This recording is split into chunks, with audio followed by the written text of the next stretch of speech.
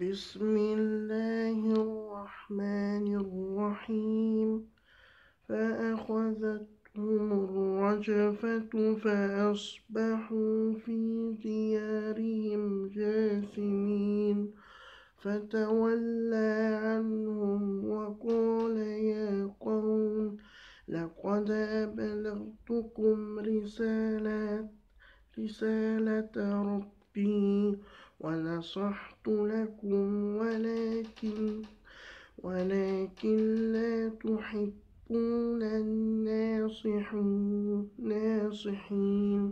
ولوطا إذ قال لقومه أتأتون الفاحشة ما سبقكم بها من أحد من العالمين أئنكم لتأتون الرجال شهوة من دون النساء بل أنتم قوم مسرفون.